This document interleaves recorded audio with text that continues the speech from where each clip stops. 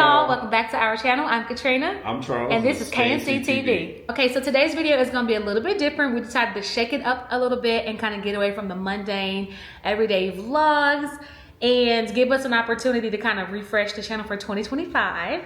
You want to tell them what we're doing today, babe? We are doing a marriage Q&A. We just wanted to ask each other a few questions and answer them and just kind of give our thoughts on our 10 years of marriage and 12 years of being together. Yes. I have a little handy dandy little drink here. I don't know what this is, but I'm going to taste it. I think it's a type of spiked peach tea. Let me see. Spiked peach tea. That's delicious. I have air. That's it. We love air, baby. We love air. So we have 6 questions, and we're both going to answer the questions, and then we'll just take turns asking each other. Do you want to go first? No, go ahead. Oh, ladies first. Ladies first. Okay. So the first, I have everything written down on a little whiteboard. So the first question is... Hold that whiteboard up. Just hold it up. I just need them to see. It ain't a notebook or a sheet of paper. It's a whole whiteboard. What's on the back? That's crazy. The first question is, what's the biggest lesson we've learned as a couple? The biggest lesson I've learned is in marriage, you are literally combining 2 people into one, and you have to make a lot of compromises, and you don't always get your way on things. Even when you really, really want them your way, or even if you feel like you're right, sometimes you just have to give it up and let that other person have their way.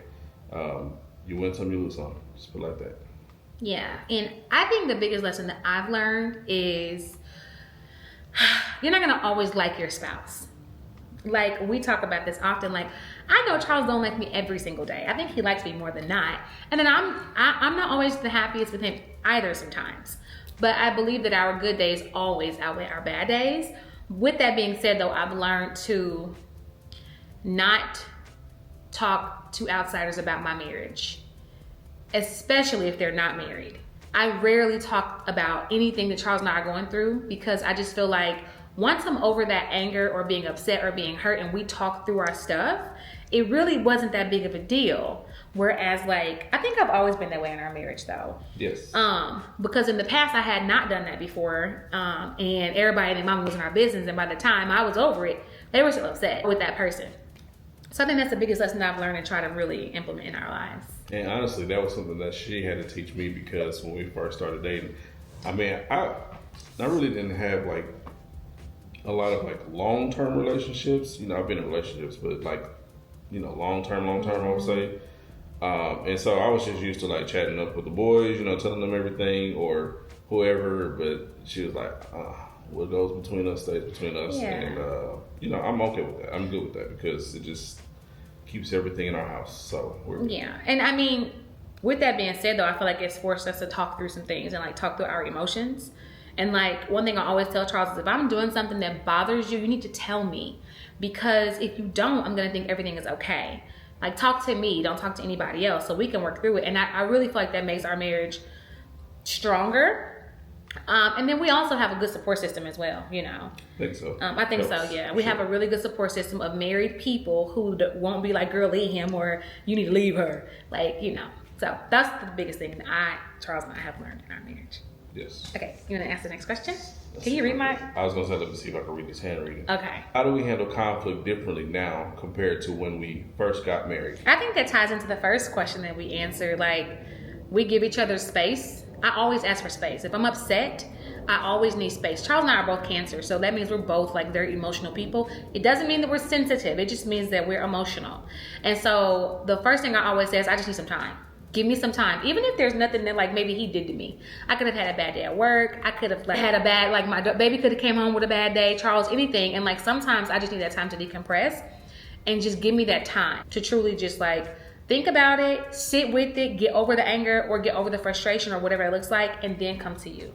I'd much rather have that moment to walk away for 5-10 minutes and have him be worried about what's going on with me than me bust on him. You know what I'm saying? I'm a very straightforward person. Even if it's the truth, it doesn't mean it like needs to be said.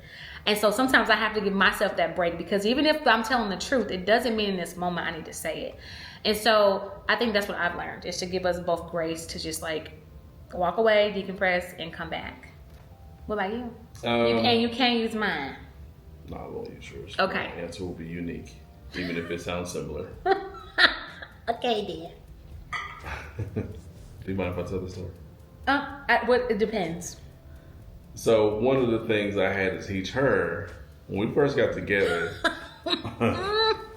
she was very much she was very argumentative. Well, see, this is the thing. You say only one time. Okay, let me just see. Do you want to explain it or do you want me to explain it? Go ahead. Okay, so what because I don't want to take over your response. No, you're good. Good. No, go ahead and you do it, and then I don't want to take over your response. That's disrespectful. Go ahead. Okay, I'll just say this: she had to learn to be able to talk things out between us, because sometimes she would be a little aggressive in her problem solving. How about that? Is that a good way to put it?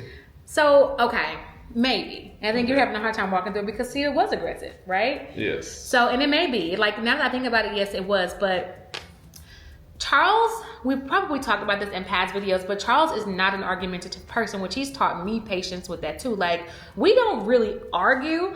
I'm not saying we don't ever have disagreements. And if I'm heated, which he doesn't really get me heated, then I could see me like kind of maybe going into an argument. But I was young when I like got with my first husband. This is my marriage now, so I ain't trying to talk about him or nothing. But we were young, and he didn't come from like a mom and dad household. You know, he came from probably a violent household, and so we were young and we were boxed. Okay, when I first got with Charles, I will never forget. I forget what it was we were having a disagreement about, but I was like, forget this. And I picked up my keys and I threw them at him.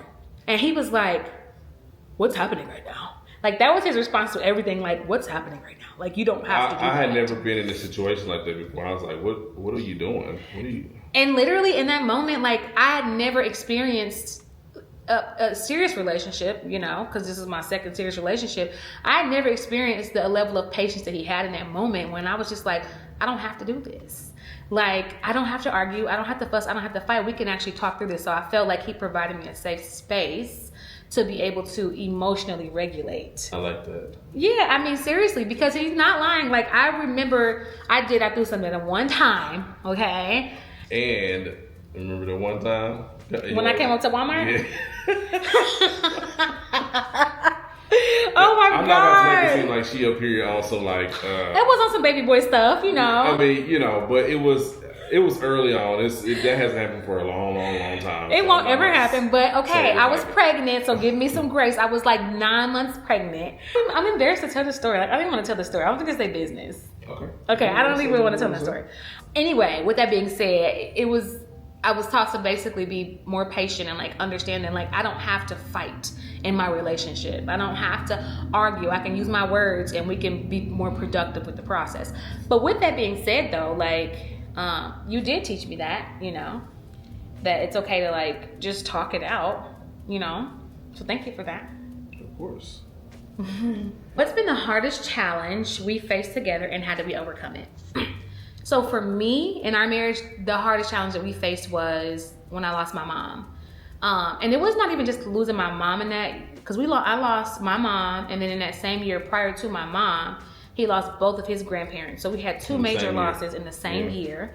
And then I also had just been, Zoe was just one. And so I feel like I was going through some postpartum at that time. And if y'all been around for long enough, y'all know I shared my mom's journey. And then I shared like depression and all that stuff. And so to me, that was the most challenging time, because losing my mom, him losing his grandparents, me having to deal with just having a baby. Then, I know. And then having to like maneuver the relationship with my dad afterwards, that was really tough. Like, that was to me the hardest thing that we've ever really had to, in our marriage, to me, that we've really ever had to face.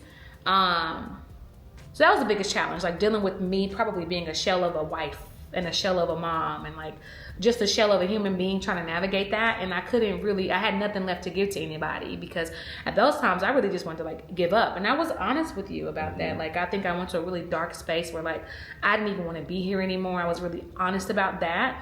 Like, I was questioning, what am I here for? It was really hard. And so, you know, moving to Atlanta was like my saving grace at that time, because it gave me time to like isolate and be in those feelings and emotions, and literally just everything being about getting me back to like a good mental state, so that I could become a wife of substance and a mom of substance and a person of substance, because I just felt like a shell in those moments. Well, and I'll tag along with that. And part of that whole story too was that you kind of had stopped working at a point in time to kind of help take care of your mom, and then that with the move to Atlanta, I think it was really taxing on us financially. We made it obviously, but it was still tough because we literally had to scrimp and save wherever we could. It was just it was hard. I never showed my hand to her. I don't think I did. There was probably some cracks where I showed, where I was like. I think there were moments when emotionally you weren't available. Yeah. Because of that. It's one of those things where I think as a man I want to try to provide for my family, and so whenever like times get hard financially, then it feels like I'm not doing my job. And so as much as I try to keep up appearance with my wife and everything, I'm sure there's some times when she can like tell I'm not all the way there if something's not correct. So I think that was probably a hard time for us, period. But I think we've done a good job and made it through there. I think so too. I hope you know like you can come to me though. And I know you still feel like you probably don't all the time, but until like it gets tough, but like you can always come to me and talk to me about those things, like I feel like that's what we should be able to have. I feel like that's what we do have. That's what we're building. And even 12 years in, like we're still learning to like depend on each other in those ways. But I also think that when we moved to Atlanta, Charles left before us. So the financially taxing part came when around that time we were looking for houses in Dallas. We were getting ready to buy a house, and oh my God, the regrets that we have not purchasing a home then.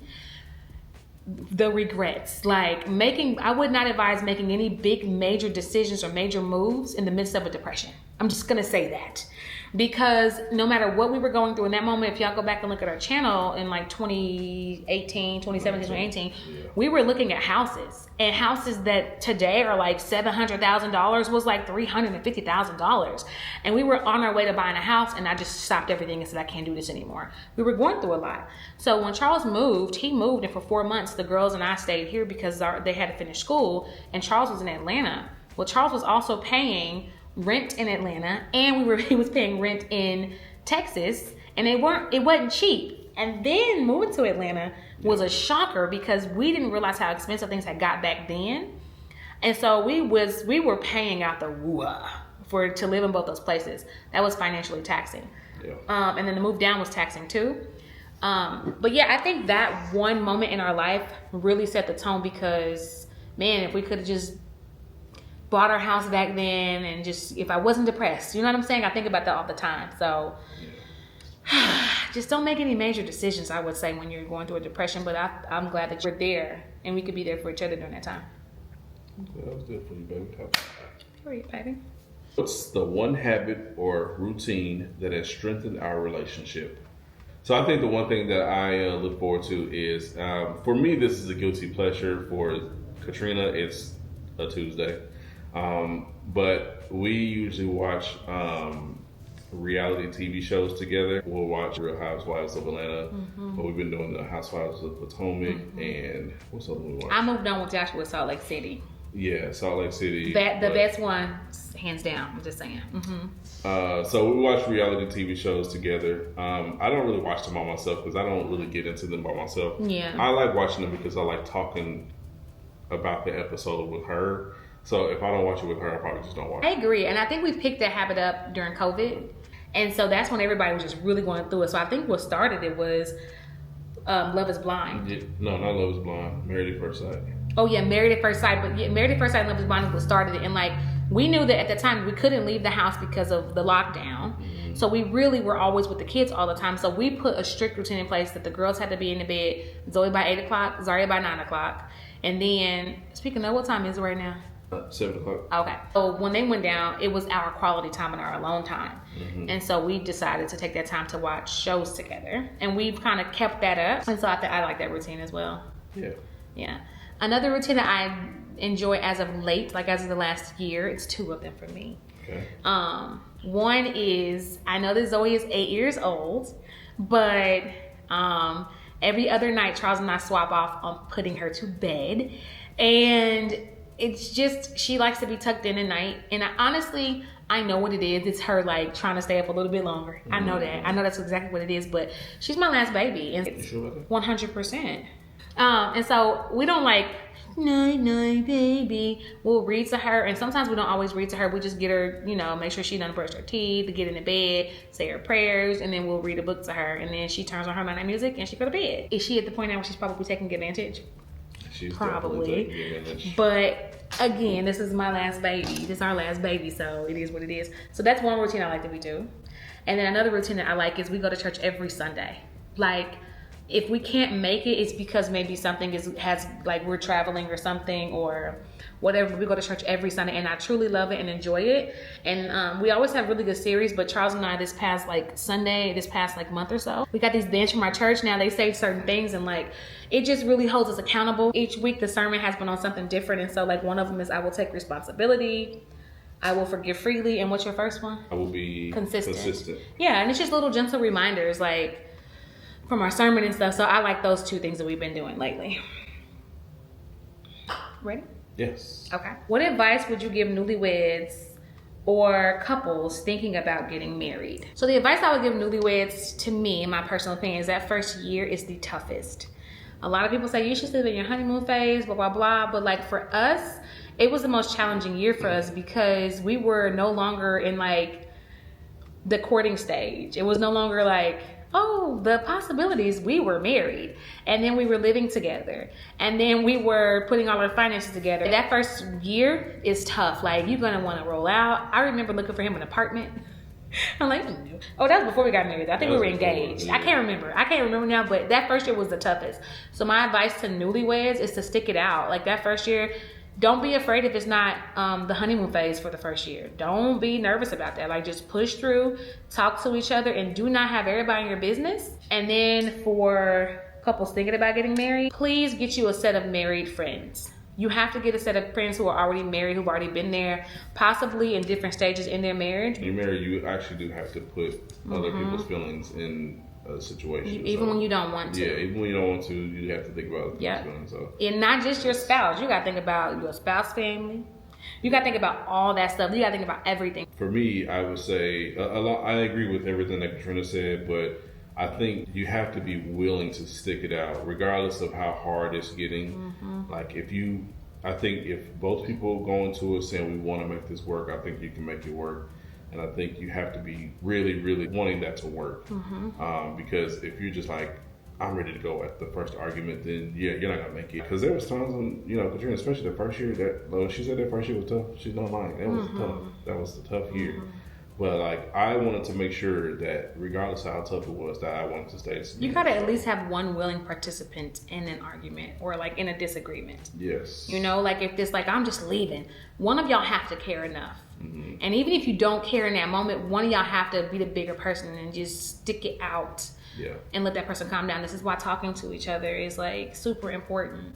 Yeah. I just think you have to go beyond your regular emotion and just like be like willing to just stick it out and communicate. Unless obviously if there's like some type of domestic stuff going on. Obviously, I'm not encouraging anybody to stay in a dangerous situation. But if she's throwing keys at you, that's it. But give her grace. Tell her don't do that. But, aside from something like that, if it's just, personality differences or something like that, like, I gotta think that y'all fell in love for a reason. There was something there, like, try to key into that and, like, try to hold on to that. But my parents have been married for 44 years now. And I just found this out, like, not even that long ago. But I found out that when they got married, they split for, like, 2 weeks. I knew our first year. Mama Michelle told me she went home for 2 weeks. Yes, she did. I didn't even know that. She said she went home for 2 weeks and somebody made her, I think her mama made her go home. Yeah. My grandmother, she made her go home. She was like, you need to go back to your husband. But yeah, I didn't know they had split for a couple weeks. But the first year it's tough, man. Tough. It really is. And communicate. I know people always like communicate. And like, what do you mean communicate? Literally, this is the only person. This is your partner, right? Charles is my partner.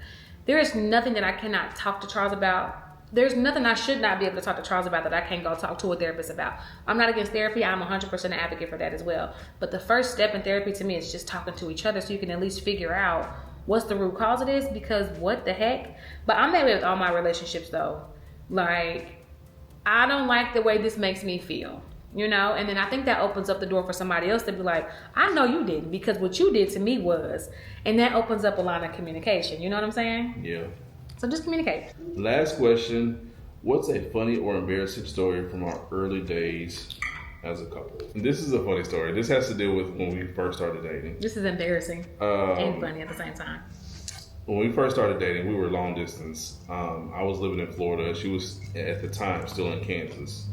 So this is before flued out was a thing, but she got... Partially flued out. No. You got flued out. I just didn't fly you back. That was the thing. Oh, okay. Yeah, I flew back myself. Yeah. So you flew yourself back. I said, I got one way for you. I fly you here. You got to have some skin in this game. You can fly yourself back if you want to go home. That's true story. True story. So I flew her out to Florida where I was at. So we went out, you know, I think he was only there for like, 2 days or something like that. We went out to a pool hall one night. We was playing pool. And I used to be a pool shark back in the day. I always say that she used to be a pool shark. I still ain't seen it though. Baby, when I first met you, I was wrecking them. What are you talking about? And I was in tournaments in college and everything. I could get back that good again if I wanted to. Anyway. We don't believe you. We need more. You believe me. You just being a hater. Go ahead. Anyway, so we was at a pool hall. You know, we was having drinks. We was eating and stuff. I guess we were having... Do we eat? Or we were just drinking? I don't know. I think we ate before that. Yeah, it was something like that. And we went to it was like a club that we went to before that too, or something like that. But anyway, yeah, we did. It was in the same, it was like connected to the pool hall. Whatever it was. So she had, you know, a number of drinks and everything. She was just, you know, like, hey, we're having a good time. Everything was cool, chill, you know. Everything was cool up until we got in the car. Then it was like, it went from being like, oh, hey, you know, to like, she is really toe up. Like, I'm like, oh my God, like she is really messed up right now. I had you pull over on the side of like the road under a highway. Yeah. Under a bridge so I could throw up. Yeah. I didn't realize she had drank that much. I'm not gonna lie. I didn't realize she had that much to drink. It went from 0 to 100 real quick. Like it was like, okay, she's just loosey goosey too. Now it's like, dang, it's she out for the night. But as we were in the car, like she just like started going crazy. I hate to even take this. You sure I'm not going to You can tell, it's okay. Okay. So she just started taking her clothes off in the car. That's because I used to wear Spanx all the time. Mind you, this is our first time really like for real hanging out like that. Like, and she just started taking her clothes off, and I was like, "What are you doing?" And I don't even remember what she said, but it wasn't my clothes. It was my bottoms and my Spanx. Yeah, because if y'all know, Spanx, they're really tight, and I felt restricted, and so I was already like not feeling good. But go ahead. Okay, well, I guess she was trying to take her Spanx off. I didn't know that at the time. I just was like, she's taking her clothes off. What's going on? She didn't take her top off. I couldn't even imagine being you in that moment. Like, and so I don't remember what I was doing now because it's so long ago. But either way, we made it back to my apartment. She had to walk to my apartment without her clothes on. I had a top on though. My booty was out. My booty was out. Definitely out. She didn't have nothing on the bottom. But I was a gentleman. Nothing happened. I didn't do anything. Oh no, I can't tell him that part. But the night before that, the day of, we had made pizza. And I had this big meat pie base. It was a bunch of meat. And I just remember thinking I need something to eat. And he went and got me this pizza out of the refrigerator. And I was tearing that meat pizza up. It was so good. Yes. It was so good. The way he's telling it, he's holding back some details, but that was a night. I was like, crazy. He's never going to talk to me again. And I can only imagine you probably thought you was going to get some nookie that night too, didn't you? I probably would have if you hadn't. I was a smooth talker, girl. You was not a smooth talker. I had them words. Charles, stop it. Call me William Shakespeare, baby. Mine is the similar, which probably means we both just should not be drinking anything. As you just took a sip of your drink. I'm good with that. Charles is not a drinker at all. And my dad Can drink. I'm not a drinker. I do drink. I just am not a heavy drinker. So my dad at the time, I still lived in Kansas City, and so Charles came up. We were visiting for work or something, yeah, and I had something to do at work. So he was with some way. Me and my mom went shopping because we used to shop all the time. We went shopping, and Charles stayed behind at the house with my dad. Well, my dad, he liked to get down. I don't know if y'all haven't seen my dad in a while, but y'all gonna start seeing him more because I'm back in Dallas now. But my dad could drink, and so Charles was just refilling his drinks a lot, I guess, and trying to keep up with my daddy. He said he wasn't, but he didn't really know how to fix them drinks properly. I wasn't trying to keep up with your dad, but we were drinking, and we were drinking like mixed drinks. So like it would be probably like some Crown and something mixed with it. To this day now, I don't drink mixed drinks. No, he just go straight. Everything straight on the rocks. Like, all I know is me and my mom got home, and we look up. Now, my mom, where I'm from Kansas City, but we lived in the hood a little bit. You know, I grew up in the hood, you know. Now, don't get me wrong, our neighborhood was full of old people, but with that being said, older people from a certain generation. The man next door to me had a whole smoker in his front yard that was actually a deep freezer, okay? In his front yard. He used to smoke meat all the time. So we get up, we get home, and I look, and Charles is outside in the front yard sitting in a chair, and a folding chair, and my dad is standing in front of him with the water hose, hosing him down. And I get out the car, I'm like, what the heck? And I look at Charles, and he looks at me, and he busts out laughing, and as he's laughing, he's literally like projectile vomiting everywhere. And I'm like, what the heck? And he's all over himself, and my dad is laughing with a cigarette in his hand, music blasting, and a drink on the porch. And I'm like, what happened? He's like, he tried to keep up with me. He's like hosing him down in the front yard, y'all. And like the crazy part is like that scene, it was not uncommon in that neighborhood. Like, not to see somebody projectile vomiting. It just felt like it was supposed to be there. Yes, because even back, like, we would braid hair in the front yard. Like, it was really hood, okay? But, yeah, that was the embarrassing / funny part. And then after it was all said and done, Charles had ended up taking all his clothes off. And then he ended up sleeping in my parents' bed upstairs for a while in just his drawers. Bed in just my underwear. Yes. Like, not even a shirt, just underwear, and that was it. In her parents' bed. And we hadn't even been dating for that long. No. I think it was maybe like a month. We hadn't been, but we also, like, when you're long distance, it forces you to have conversation. Like, because all you can do is talk. Yeah. I think by that time, we knew we were going to be together. Like, we already talked about marriage and everything. We were both marriage-minded. And it wasn't even that deep into the relationship. But that's also a note to y'all out there. Y'all watch out for cancers, because cancers, we don't play no games. We ain't got time to waste. I like you, like me, we go together now. Real bad. Yeah, they didn't hate me, so I guess I'm good. And your parents didn't hate me because they didn't know that story.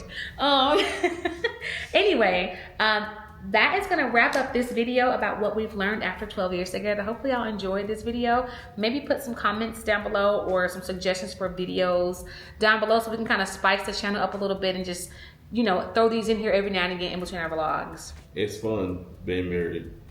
But it's tough. It's work. It's not light work. It's rewarding work, though. Yeah, it's rewarding. It's rewarding. We have beautiful children out of this now. I enjoy it more than I hate it. So yeah, I love it 100%. Like, I mean, don't get me wrong. He still be getting on my nerves and like really be making me bad. I ain't gonna lie. Sometimes I know what I can make you. Sometimes. Never mind. Wow, tell on yourself, buddy. Yeah, sometimes I ain't gonna. I be poking the bear sometimes. You do. That's if I poke you, it's because you probably poked me already. So I don't poke you though. I think I'm just very much straightforward, and I think people have a hard time with that sometimes. So I'm learning how to dial back the straightforwardness. Like, people don't like to hear the truth, and you know, it is what it is. But I'll give you grace and give you a little bit more softness. Okay, well, hopefully you guys enjoyed this video. Make sure you are subscribed to the channel and leave a comment down below with your suggestions. In the meantime, until the next time, bye! Peace.